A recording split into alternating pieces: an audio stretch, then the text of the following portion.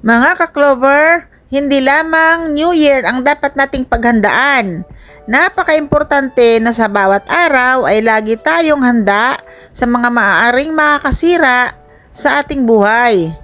Dahil ang mga negatibong enerhiya ay naaakit sila sa mga taong hindi marunong gumawa ng mga bagay na mga positibo. Ngayon naman, ang pag-uusapan natin ay isa sa pinakamahalagang araw ng buong taon, ang araw ng Pasko, sapagkat ang araw ng Pasko ay ang espesyal na araw na ipinagdiriwang ng mga Kristiyano sa buong mundo. Ang Pasko ay kadalasang nauugnay sa swerte at positibong enerhiya. Narito ang ilan sa mga pamahiin na nauugnay sa araw ng Pasko.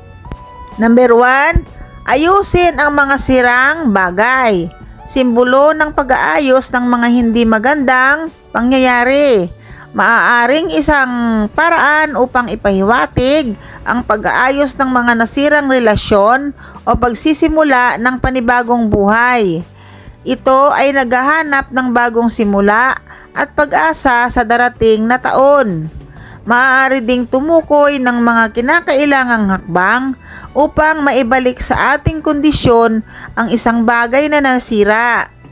Dahil ang araw ng Pasko ay araw ng pagbibigayan at pagpapatawad ng mga taong may nasirang relasyon sa pamilya o kaibigan man.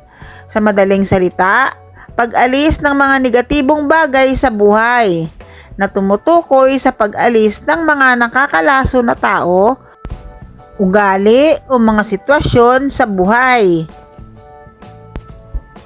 Number 2, magsuot ng mga damit na may masasayang kulay para makaakit ng positibong enerhiya. Ang pagsuot ng mga masayang kulay na damit tulad ng pula, berde at ginto sa panahon ng Pasko ay may iba't ibang kahulugan at simbolo. Ang pula ay karaniwang nauugnay sa pag-ibig, pagkakaisa at buhay.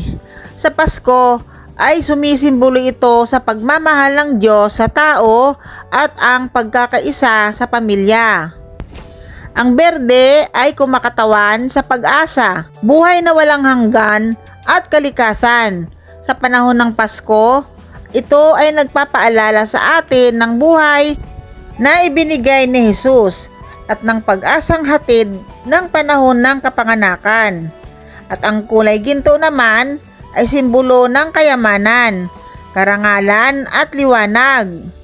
Sa Pasko, ito ay kumakatawan sa liwanag na hatid ng pagsilang ni Jesus, na ang pagsuot ng mga masasayang kulay sa Pasko ay simbolo ng kagalakan, pagmamahal at pag-asa.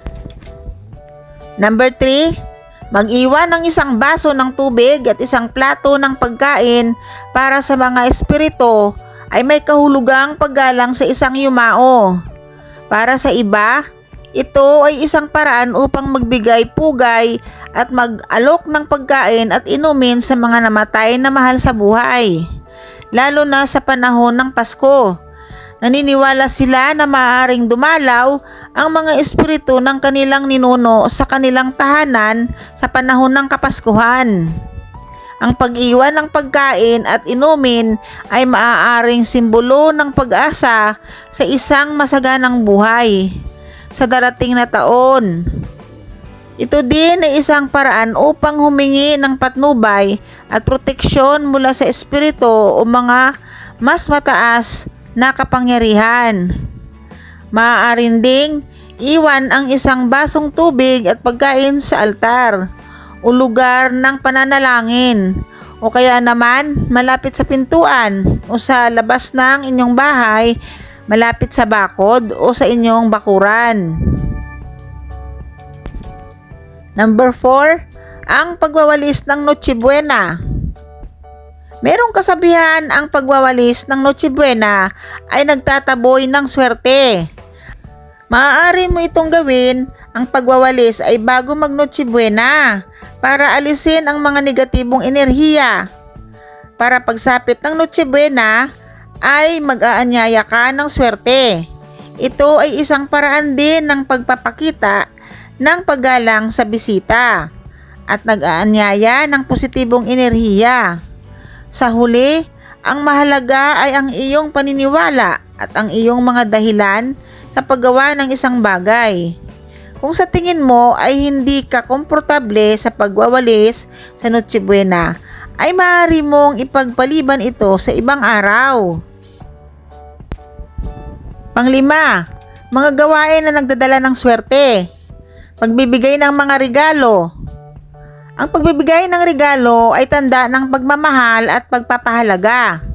Ang pagbibigay ng regalo sa panahon ng Pasko ay isang paraan ng pagpapasaya sa iba at pagpapalakas ng relasyon.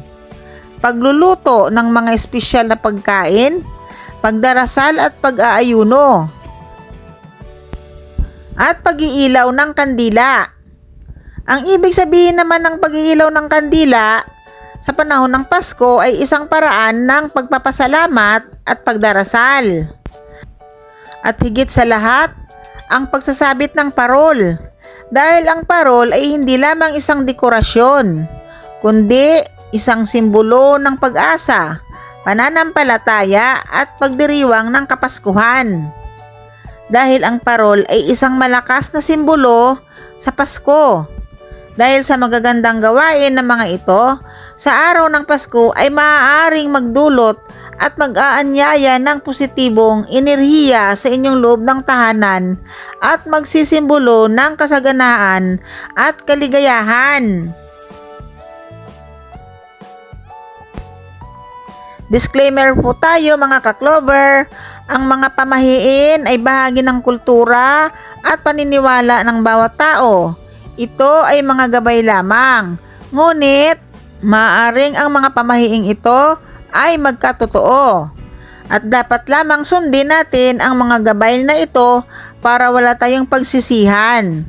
Dahil wala naman pong mawawala sa atin mga ka-Clover pag ginawa natin, di ba? Ngunit ang pinakamahalaga ay ang pagmamahal sa pamilya at mga kaibigan at ang pagpapasalamat sa mga biyayang natatanggap.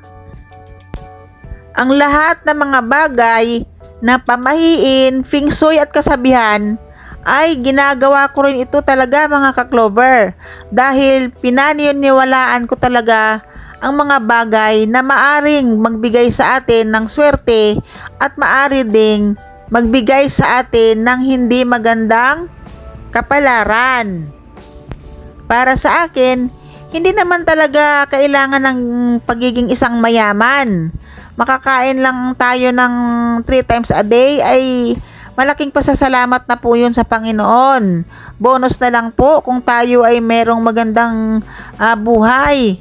Ang mahalaga ay meron tayong pananampalataya at hindi tayo nakakasakit sa ating kapwa. Hanggang sa muli!